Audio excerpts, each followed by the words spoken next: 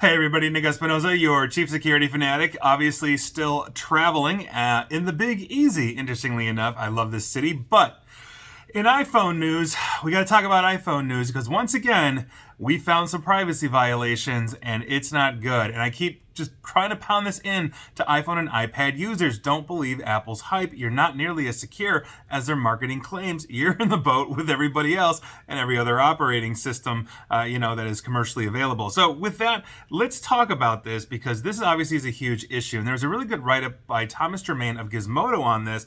And so let's dive right in. iPhone apps, including Facebook, LinkedIn, TikTok, Twitter, et cetera, are actually just getting around Apple's privacy rules to collect user data through notifications. And this is according to tests by cybersecurity researchers at MISC Inc., which we'll talk about in a second. They're an app development company. Now, users sometimes close apps to stop, for example, an app from collecting data in the background, but this technique that they discovered actually gets around that protection. Now, the data is unnecessary for things like processing notifications, according to the researchers, and it basically seems like it's related to analytics, advertising, and tracking users across different apps and different devices.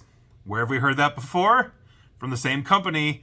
Now there are lawsuits flying, and we will get to that as well. Now, for the record, some of these companies involved basically are saying that this is inaccurate in terms of their testing, and we'll get to that as well. Now, Tommy Misk, who's at the center of this, conducted these tests along with Talal Haj Bakri, and Tommy said, and I quote, "Who would have known that an innocuous action as simple as dismissing a notification would trigger sending a lot of unique device information to remote servers?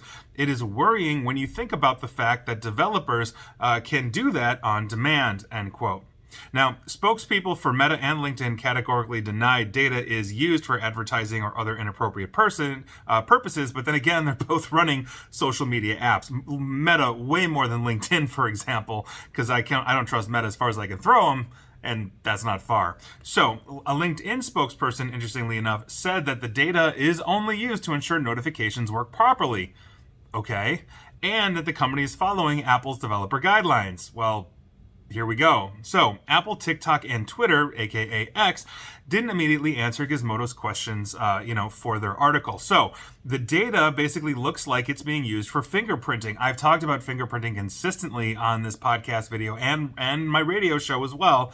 Basically, that's a technique that companies use to identify you based on seemingly innocuous details about your device, such as battery percentage, those kinds of things, operating geolocation, et cetera. And so, instead of actually understanding that, oh, this is Nick, if you can start fingerprinting these very precise things about the configuration of my phone, usage of my phone, etc., then you start to see app to app to app. Oh, Nick has LinkedIn, Nick has Twitter, Nick has Facebook, et cetera, on his app. That's what we're talking about here, because fingerprinting actually circumvents privacy protections that track people, meaning they're checking out your username as you're going through, let's say, LinkedIn to Facebook through cross-site, all that kind of stuff. And it also gives them then the ability to send them targeted ads. Now, that's a thing that Apple explicitly forbids companies from doing in their privacy policy. But as I've talked about, when you look at, let's say, the privacy policies that they have versus the privacy policy that they list on the site, it's like the little nutrition label on the side of a cereal box. Basically, they get to grade themselves. And do we let high schoolers or college students grade their own term papers? No, but they get to grade themselves, so it's kind of pointless as well.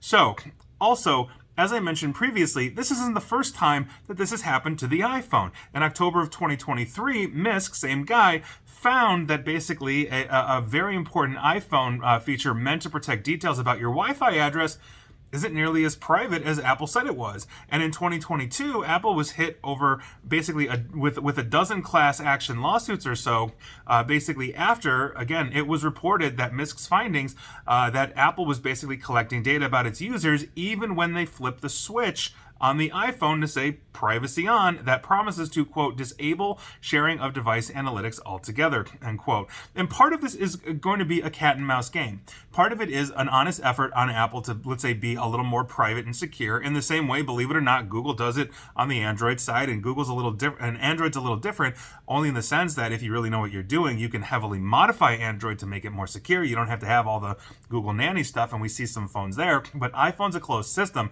meaning Apple owns it coming and going. And so if people are finding, meaning apps are finding a way to essentially circumvent any kind of privacy control and still collect data on you, they're going to do it because, quite frankly, data is worth more than gold these days. It's really that simple. So if you've got an iPhone, heads up to you, it's not as private as you think. And I've said that a million times, and I guess next time I'll tell it to you again. And please like, share, follow me here on Facebook and Twitter at NickAESP, whether it's iPhone or Android. I welcome you all. Same with YouTube as well. And as always, stay safe, stay online, and please attempt to stay private. Thanks, everybody.